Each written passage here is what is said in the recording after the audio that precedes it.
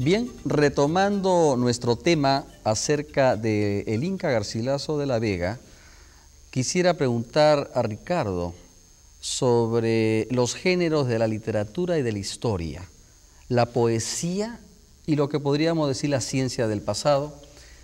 ¿Cómo crees tú que Garcilaso en su fuero interno, difícil pregunta, toma una decisión para ir a uno u otro género en la creación intelectual? Claro.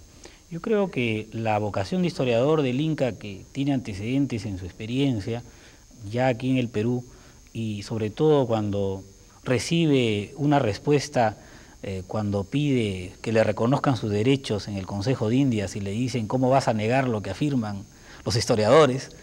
Yo creo que hay toda una vocación de él de aclarar, y él, de acuerdo a la formación que decíamos hace un rato del humanismo del Renacimiento, se prepara, no es el cronista carente de formación que escribe simplemente para aclarar, sino se prepara artística, conociendo la retórica, la poética, la filosofía, para poder ser un gran historiador a la manera clásica. Entonces él se encuentra con algo a raíz de las ideas de Aristóteles, porque no solamente en el Inca hay elementos platónicos, ese es el sincretismo tomista.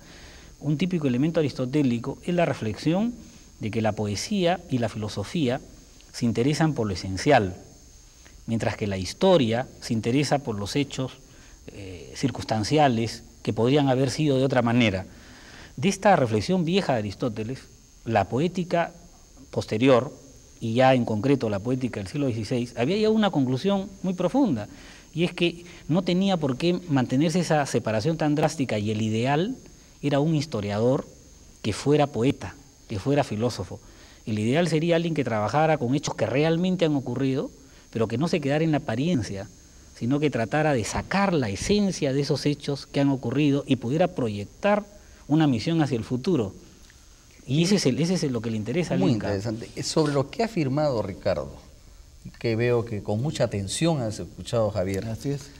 Me parece que tienes algo que decir. Sí, ahí. Lo que yo tengo que decir es en realidad, porque sospechaba que se iba a producir esto, que no es nada lamentable, sino al contrario. Es un punto fundamental. Era remitirme a una respuesta que dio Carlos Fuentes, el novelista mexicano, a una entrevista que se le hizo el año pasado, respecto a la relación entre el novelista y la historia.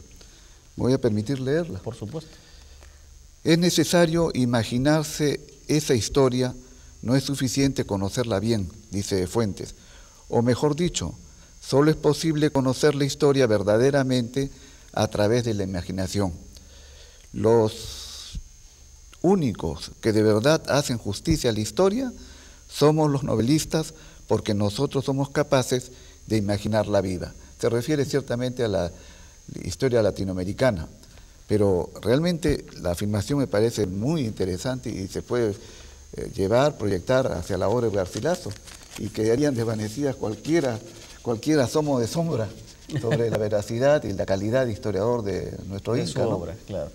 En ese sentido, Marcos, ¿piensas que lo que él aporta, Garcilaso, hasta nosotros hoy, gravita de una manera considerable en la vida colectiva, en la vida intelectual, en el perfil nacional, en su forma de entenderlo? Sí, creo que con una frase se puede sintetizar esto. El imperio de los incas que recuerda a la gente es el de Garcilaso. La época de la colonia que recordamos los peruanos es el de Ricardo Palma. Y bueno, la república, por lo menos en su siglo XX, tal como la imaginamos la mayoría de peruanos, es 1, la de Ciro Alegría, 2, la de Arguedas, y 3, la de Vargas Llosa. En este sentido, lo que dijo Javier creo que es cierto, ¿no? Es cierto con estos ejemplos concretos en el Perú, pero naturalmente la imaginación no está solamente en la novela, sino que está también en la poesía, y últimamente se habla pues en la historia misma, en la historia como disciplina, de la necesidad de cultivar el imaginario, es decir, no solamente explicar los acontecimientos, los hechos, sino qué están pensando las personas de sí mismas y de su pasado. Entonces, nuestro pasado está en estos escritores, como la Lima de los años 50 está, por ejemplo, también en Julio Ramón Ribeiro, quien no había citado antes y que creo que merecería incorporarse.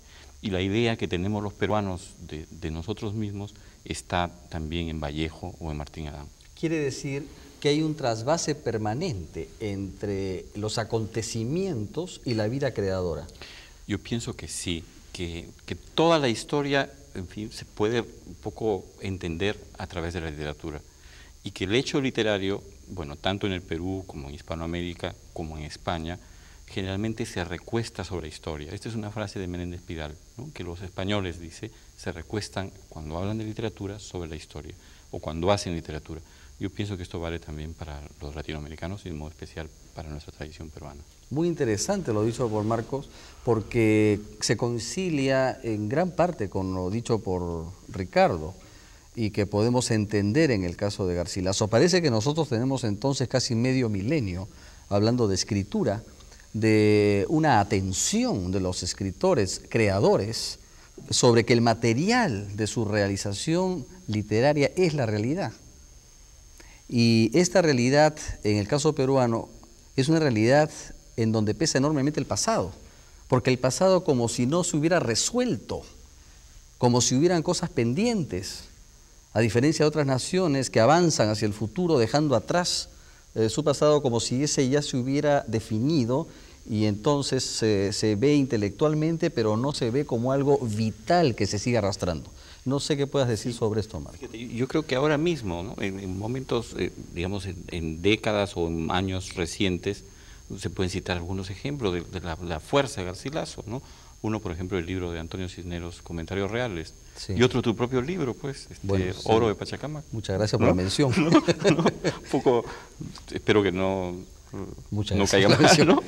Sí. Tú, Ricardo, Y ¿tienes Marco algo? justo ha mencionado a Menéndez Pidal, que es el que mejor ha estudiado cómo la épica de lengua española, desde la época del Cantar del Cid, tiende a la realidad y a trabajar con un material histórico, ¿no? Y ese es el contexto en el cual el Inca se crea, ¿no? O sea, recuerda que el mejor poema épico que se escribe en el Renacimiento español es la Araucana, por alguien que le escribe hasta en los momentos del combate, Así es. basándose en hechos históricos. Entonces, Inmediatos, para entender además. cómo entonces un poeta que quiere hacer gran épica y que quiere hacer gran tragedia, podía hacerlo con un material que era la historia, y en prosa. Esa es la novedad del Inca, así Eso- como Cervantes que se atreve a hacerlo en prosa. De acuerdo. Es Eso más nos original, asoma- no en versos, sino en Eso prosa. nos asoma a la gran cantera realista española, ¿no? Eso, El eso es el realismo Inca. español. Descarnado muchas veces, exacto. ¿no? Bueno, Garcilaso tiene muchos ejemplos en sus Extraordinario. propios comentarios reales, ¿no? Sí. Claro. Por ejemplo, cuando habla, en fin, del canibalismo de los aborígenes, ¿no? Antes de la llegada de los quechua, de los incas. O sea que con España tenemos también ese parentesco tan interesante que han subrayado Ricardo y Marco, en el sentido de que mucho de su literatura se alimenta de su épica histórica verdadera, real, y que ellos se sienten, los españoles y el Inca en el lado andino, como testigos y a su vez protagonistas de acontecimientos grandes, importantes, que merecen la literatura, que merecen el canto, porque los comentarios reales podemos decir que es un canto a la manera clásica, un cantar de gesta. Riagüero dijo que era lo más parecido a un cantar de gesta de la nacionalidad Muy peruana. interesante. Pero yo diría que además, y bueno, quizá lo desarrollamos después también, y eso va a lo más actual que es el Inca, junto con este lado épico, una épica histórica, es también un gran autor trágico. El otro lado del problema nacional, el otro lado que lo hace tan similar El a lado un sombrío, Arguedas, el lado- tan similar a un Ciro Alegría, terminando con masacres en un Sancho de Ajeno, o las masacres con que cierra cada novela Escorza, o este desangrarse que es la poesía de Vallejo, etcétera. Porque ese es el otro lado. Yo creo que el Inca, por un lado, me parece que es el historiador en español que ha logrado crear una composición más épica, y por otro lado ha hecho un diálogo entre esa parte y la parte de un destino que se frustra, que se malogra, porque frente a la épica de este mundo inca que él construye, o de las hazañas de los españoles, y el primer trato inicial que prometía un mestizaje integrador, él desarrolla extraordinariamente. Lo mismo en la Florida, frente al proyecto inicial de Hernando de Soto, hay un momento que se echa a perder. Y yo he estudiado eso, la composición, exactamente en la mitad de la Florida del Inca, viene el error de Hernando de Soto. Exactamente, cuando uno cuenta los libros, exactamente en la mitad comete el error, se desengaña Hernando de Soto y echa a perder todo. Sobre ese aspecto quisiera dentro de unos segundos volver porque me parece profundamente notable.